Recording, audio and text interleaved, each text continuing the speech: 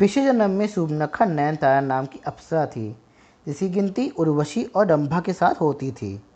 एक बार वो नृत्य करते हुए नेत्रों आँखों से इशारे भी कर रही थी। उससे इंद्रदेव मोहित हो जाते हैं और नयनतारा उसकी प्यारी बन जाती हैं।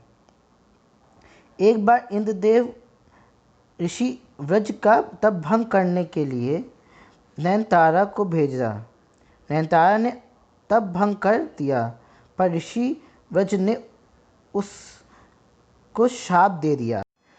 ऋषि वज्र, मैं आपको श्राप देता हूँ कि आप अगले जन्म में राक्षसी बनोगी। नयनतारा, मुझे क्षमा कर दीजिए ऋषिवर। ऋषि वज्र, अगले जन्म में आपको प्रभु के दर्शन होंगे और आप उनके कार्य में सहायता करोगी तो आप मुक्त हो जाओगी। नयनतारा अपने देह त्याग देती है और शूर्पणखा के रूप में जन्म लेती है। शूर्पणखा श्री राम के सामने अपना नयनतारा वाला रूप धर के जाती है। शूर्पणखा श्री राम से, मैं आपसे विवाह करना चाहती हूँ। श्री राम मन में, ये सीधे मेरे पास आ गई, इसे ये नहीं पता कि मुझे भक्ति और तप से पाया जा सकता है। श्री राम शूर्पणखा को परिचय देने के लिए तप रूपी लक्ष्मण के पास भेजते हैं। श्री राम शूर्पणखा से, मैं विवाहित हूँ, मैं आपसे विवाह नहीं कर सकता, आप मेरे छोटे भाई से पूछ लें। शूर्पणखा लक्ष्मण से, मैं आपसे विवाह करना चाहती हूँ। लक्ष्मण, मैं भी विवाहित हूँ, मैं भी आपसे विवाह नहीं कर सकता। शूर्पणखा श्री राम के पास जाती हैं। शूर्पणखा श्री राम से, मैं आपसे ही विवाह करना चाहती हूँ। श्री राम मन में, अभी भी इसको समझ नहीं आया लगता है, अब भक्त रूपी सीता के पास भेजना होगा। श्री राम शूर्पणखा से, मैं अपनी सीता के वश में हूँ। शूर्पणखा क्रोध में, अगर मैं सीता का वध कर दूँ तब तो करोगे मुझसे विवाह। शूर्पणखा सीता जी को मारने की कोशिश करती है, पर लक्ष्मण बीच में आकर शूर्पणखा की नाक काट देते हैं। शूर्पणखा मन में, मैं प्रभु को पाने में जल्दी कर दी, अब मैं श्री राम के कार्य में साथ दूंगी और भ्राता रावण से अपने पति की हत्या का बदला ले पाऊंगी। शूर्पणखा श्री राम का साथ देती हैं, वहाँ से चली जाती हैं।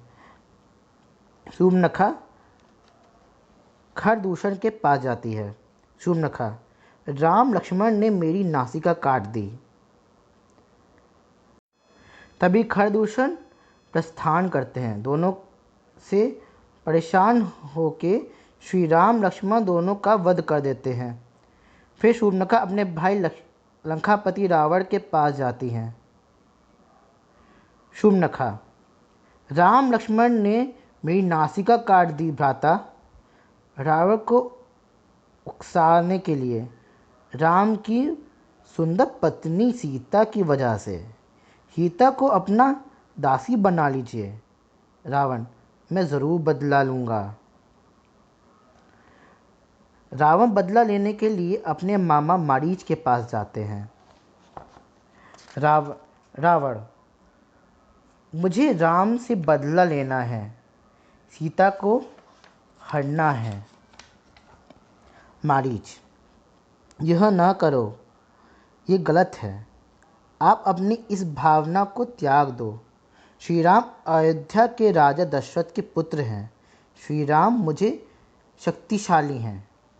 श्री राम ने मुझे बिना फल वाला बाण मारकर यह समुद्र के पार भेज दिया था। रावण, मुझे कुछ नहीं जानना, आपको मेरा साथ पंचवटी चलना होगा और जैसा मैं कहूँगा वैसा आपको करना होगा। मेरी सीता का हरण करने में मदद करना होगा, वरना आपका वध कर दूंगा। मारीच मन में, रावण के हाथों से मरने से अच्छा है कि मैं श्री राम के हाथों मरूं। मारीच रावण से, ठीक है, करूँगा। रावण और मारीच पंचवटी में राम की कुटिया के पास पहुँचते हैं और सीता को देखकर रावण, ये अति सुंदरी है, मैं इसे हर ले जाऊंगा। रावण मारीच से, मामाश्री, आप स्वर्णमृग बनकर सीता के पास जाइए और राम और लक्ष्मण का किसी तरह से कुटिया से बहुत दूर ले जाइएगा, फिर मैं सीता का हरण कर लूँगा। मारीच स्वर्णमृग बनकर आ जाता है। सीता जी स्वर्णमृग को देख लेती हैं। सीता जी श्री राम से, प्रभु मुझे ये स्वर्णमृग ला दीजिए। श्री राम, ये छल हो सकता है, मैं नहीं ला सकता। सीता जी, प्रभु मैं आपसे कुछ नहीं मांगा, बस ये मृग मांग रही हूँ। श्री राम लक्ष्मण से, आपकी मत जाना, हमारी कुटिया के पास रहना, मैं उस मृग के पीछे जा रहा हूँ। श्री राम मृग के पीछे चले जाते हैं। मारीच श्री राम को वन में बहुत अंदर ले जाता है। फिर श्री राम उसको बाण मारते हैं, पर मारीच दृश्य होके वापस आकर बन जाता है। श्री राम, ये मायावी है। श्री राम फिर से मारीच को बाण मारते हैं, जो सीधे उसके गले में लगता है। मारीच जमीन पर फिर गिर जाता है। फिर श्री राम की आवाज़ में बोलता है मारीच, लक्ष्मण बचाओ, लक्ष्मण बचाओ। फिर श्री राम मारीच के पेट में बाण मार देते हैं और वो मर जाता है। सीता जी और लक्ष्मण सुन लेते हैं। सीता जी लक्ष्मण से, देवा जी, प्रभु की आवाज़ आ रही थी, आप जाकर देखो कि प्रभु को कोई विपदा तो नहीं आई। लक्ष्मण, भ्रातु को कुछ नहीं हुआ। सीता जी, आपको अपने भाई की कोई फिक्र नहीं है ये, तो मैं जाती हूँ। लक्ष्मण विवश होके, आप मत जाइए, मैं जाता हूँ। फिर लक्ष्मण चले जाते हैं। उनके जाने के बाद रावण साधु का रूप धर के सीता जी के पास आता है। रावण, भिक्षां देहि देवी, भिक्षां देहि देवी। तभी सीता जी सुनकर भिक्षा लेकर आती हैं। रावण, बाहर आकर दो, मैं गृहस्थ के आश्रम में प्रवेश नहीं करता। सीता जी, मैं नहीं आ सकती। रावण क्रोध में, ये मेरा अपमान है। सीता जी विवश होकर बाहर आ जाती हैं। तभी रावण अपने असली रूप में आता है। रावण, हा हा हा, मैं साधु नहीं, लंकापति रावण हूँ, हा हा हा हा हा। सीता जी, दुष्ट, मुझे बचाने प्रभु श्री राम आएंगे और तेरा अंत करेंगे। रावण सीता जी को हर के पुष्प विमान पर ले जाता है। पुष्प विमान उड़ने लगता है। सीता जी, बचाओ बचाओ।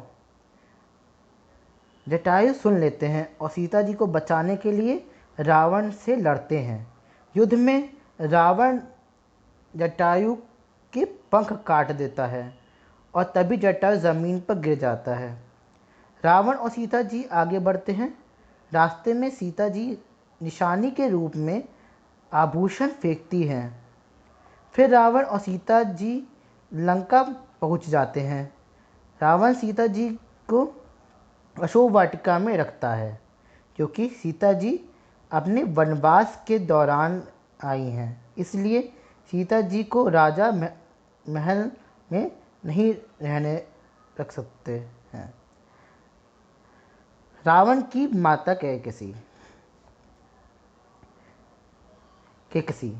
रावण से, सीता को अपनी पत्नी बना लो। तभी रावण सीता जी को अपनी पत्नी बनाने की कोशिश प्रारंभ कर देता है। जब श्री राम लक्ष्मण कुटिया में वापस आते हैं और सीता जी को नहीं पाते हैं, सीता जी को खोजते खोजते जटायु के पास पहुंचते हैं। श्री राम जटायु का सर अपने गोद में रखते हैं। जटायु, राम माता सीता की अपने पुष्पक विमान पर हर कर लंका ले गया है।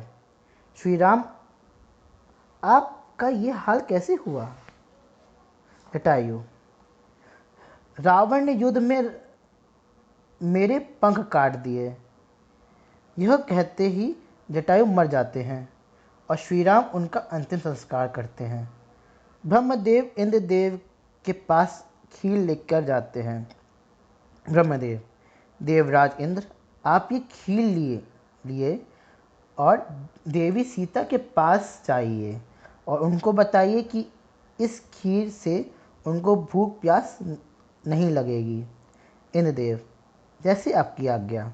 इंद्रदेव ब्रह्मदेव से खीर लेकर सीता जी के पास गए और वहाँ से सभी को सुला देते हैं। इंद्रदेव सीता जी से, देवी सीता, ब्रह्मदेव ने ये खीर भेजी है जिससे आपको तब तक भूख प्यास नहीं लगेगी जब तक आप यहाँ लंका में हैं। फिर सीता जी खीर खा लेती हैं। इंद्रदेव वहाँ से चले जाते हैं और सबको होश आ जाता है। श्री राम और लक्ष्मण आगे बढ़ते हैं और रास्ते में गंधर्व कबंध इन दोनों को परेशान करते हैं।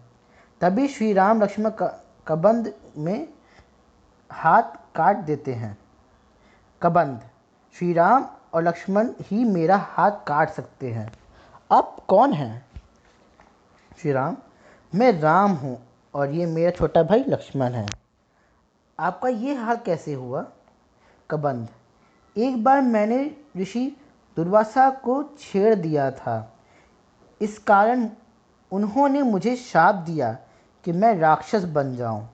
तभी मैंने उनसे बहुत विनती की, ऋषि मुझे इसका उपाय बताइए। तभी उन्होंने कहा कि श्री राम और लक्ष्मण मेरे हाथों को काटेंगे और मुझको जला देंगे, तभी मैं शाप से मुक्त हो जाऊंगा। श्री राम, आप मेरी पत्नी सीता के बारे में कुछ बता सकते हैं कि वो किधर गई है? कबंध, आप मुझे गड्ढे में डालकर जला दीजिए, तब मैं अपनी शक्ति से बता पाऊंगा और आपको पाप भी नहीं लगेंगे। श्री राम कबंध को गड्ढे में डालकर जला देते हैं। कबंध अपने गंधर्व रूप में आता है।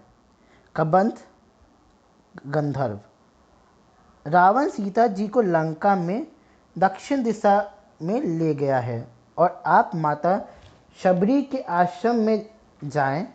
वो आपकी प्रतीक्षा कर रही हैं और पंपा सरोवर होके किष्किंधा जाए। वहाँ आपका परम भक्त और सुग्रीव से मिलिएगा, वो आपकी सहायता करेंगे। शबरी एक भिलनी पर तपस्विनी है। शबरी हमेशा बेर चढ़कर और रास्ते पर फूल बिछाती रहती है कि कभी श्री राम आ सकते हैं और उनकी स्वागत में कोई कमी न रह जाए, इसलिए करती हैं। श्री राम शबरी के आश्रम में पहुंचते हैं। शबरी, आप कौन हैं? श्री राम, मैं राम और ये मेरा छोटा भाई लक्ष्मण। शबरी अपने आंसू श्री राम के चरणों पे गिरा देती हैं। शबरी, आइए प्रभु, मैं आपके चरणों को धो देती हूँ। श्री राम, आपने मेरे आते ही मेरे चरण धो दिए थे, आपने अपने आंसू से। पर तब भी शबरी श्री राम के चरण धोती हैं। श्री राम को अपने छाटे हुए बेर खिलाती हैं। श्री राम खुशी खुशी बेर खा लेते हैं। श्री राम शबरी से, मैं ऋषि मतंग का स्थान देखना चाहता हूँ। शबरी, चलिए मैं आपको दिखाती हूँ। उस स्थान को देखते ही श्री राम को बड़ी प्रसन्नता होती है। श्री राम शबरी से, हम सीता को खोजने के लिए कहाँ जाना चाहिए? शबरी, आप पंपा सरोवर होकर किष्किंधा जाइए, वहाँ पर आपका परम भक्त हनुमान है। वह सुग्रीव ऋषिमुख पर्वत पर है, वो आपकी सहायता करेंगे। आप अब आप मुझे परमलोक जाने की आज्ञा दीजिए। श्री राम, आपको आज्ञा है।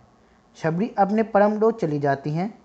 श्री राम और लक्ष्मण वहाँ से पंपा सरोवर होकर किष्किंधा जाते हैं। ये हमारा अरण्य कांड पूरा होता है।